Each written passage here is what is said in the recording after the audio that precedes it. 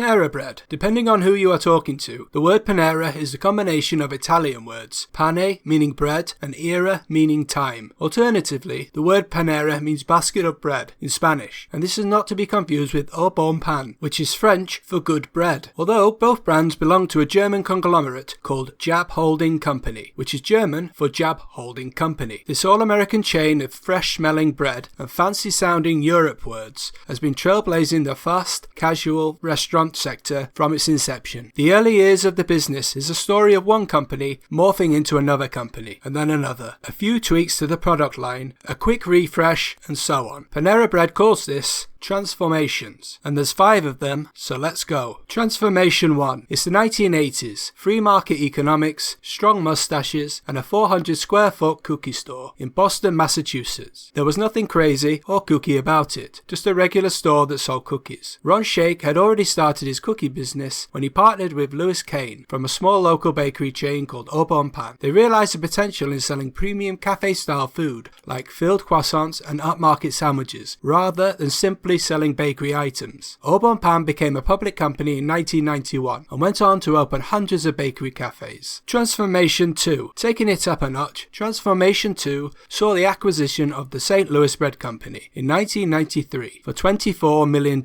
A bakery founded by Ken Rosenthal that specialized in sourdough, an idea Ken had been introduced to after a trip to San Francisco, where sourdough bread is the local currency. This was the starter point for the St. Louis Bread Company. Ron Shaich thought the principle could be rolled out on a bigger scale, and of course, Ron was right. This more upmarket bread business would become the proving ground for what would later be known as the fast casual restaurant market. This was an important step for both Panera Bread and the restaurant industry in general. Fast food gets the job done, but can come with a stigma to many. If fast food was like flying economy, then fast casual was premium economy. Same destination, but they trust you with cutlery. Transformation 3. With this burgeoning new market segment opening up, Ron Shaich wanted to give it full attention, and in 1999, all of the Au Bon Pain Co. divisions were sold off and the company was renamed Panera LLC. With a collection of various Latin-based words for food now reduced, the company could concentrate solely on the Panera bakeries and growing a fast casual restaurant brand. Transformation 4. We're in the 2000s now, a new century but nothing too radical, other than a steady expansion of cafes. But something that has become ubiquitous now in cafes, restaurants and fast food places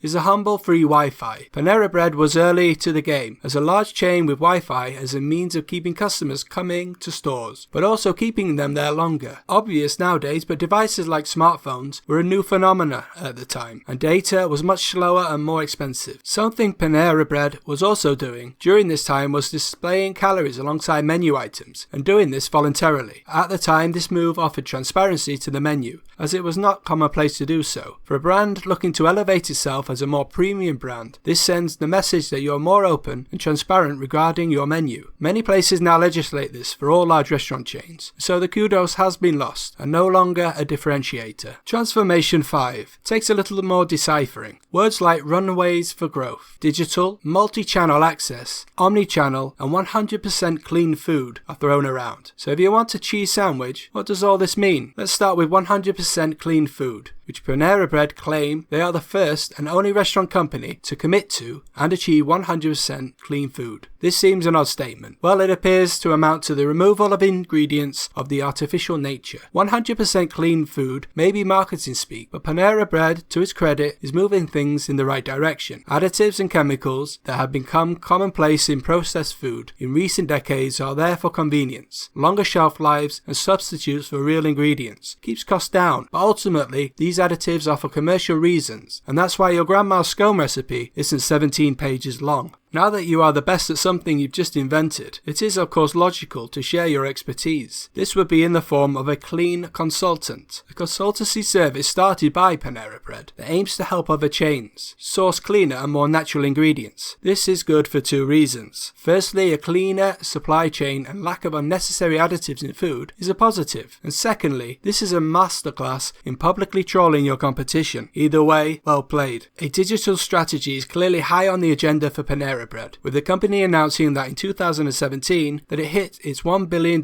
target for digital sales that are now forecasted to be in the region of double that. In a recent study into limited service restaurant chains by research firm Inclusive, Panera Bread finished runner-up to Starbucks, but ahead of McDonald's. Finishing second may be first loser, but in a world where everyone gets a participation medal for simply showing up, second is good, really good. Details of how Panera Bread achieved its ranking were highlighted as the sandwich chain's ranking was buoyed by its fulfillment capabilities, and it also performed well in customer engagement and ordering. The chain offers curbside pickup, delivery and catering, and has worked to streamline those services, adding things like geofencing technologies that alert staff when a customer has arrived. All this collecting of personal data can and does offer various options for streamlining, if implemented correctly. However, there is always the risk of data being vulnerable. With great data comes great responsibility. Panera Bread, like many, have found this out the hard way. According to Consolidation, a cybersecurity blog, the company's website leaked millions of their customers' data after Dylan Houlihan, a cybersecurity expert, had discovered that PaneraBread.com had a security flaw and revealed various customer data points, including name, address, date of birth, and the last 4 digits of a customer's card, in addition to loyalty account numbers. What ramifications were experienced by Panera Bread customers is unclear. According to Dylan Houlihan, he had pointed out the flaw to Panera Bread in an email chain in August 2017 that was acknowledged, but for 8 months the problem hadn't been solved. The problem was then fixed very quickly after a phone call from Krebs on Security, and a public article on the matter may have added motivation. Hard to tell. Panera Bread deliveries. Seeing the growth for delivery, Panera Bread had embarked on an in-house delivery program, as opposed to going down the route of third-party delivery systems such as DoorDash, Uber Eats or Grubhub, etc. This has the benefit of keeping quality control under one roof, as well as consistent branding from end to end. But like anything retail, there is high labour costs. A quiet transition to the use of third-party delivery suppliers and away from in-house operations seems like the way things are going in the short term, and is the most common approach in the food sector. Whether this is temporary or a long-term strategy, time will tell. To show that Panera Bread has a compassionate side and wasn't solely all about profits, the company started a not-for-profit foundation called Panera Cares in 2010. The idea was that the restaurants would be run in much the same way as a usual Panera Bread, the difference being that the prices were based on a suggested donation price that wasn't enforced. The idea came from the Denver-based cafe, Same, which opened in 2006 with the idea that price shouldn't be a barrier.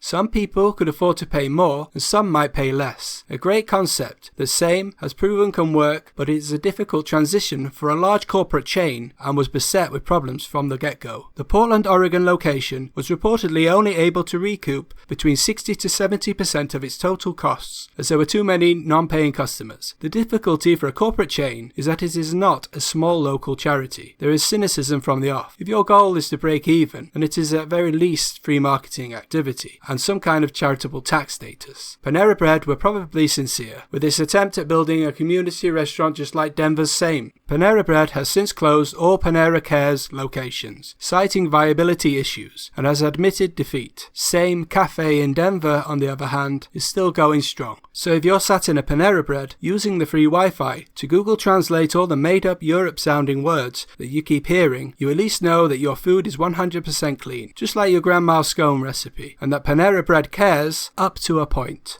All things Panera Bread. Let me know. Thanks for watching.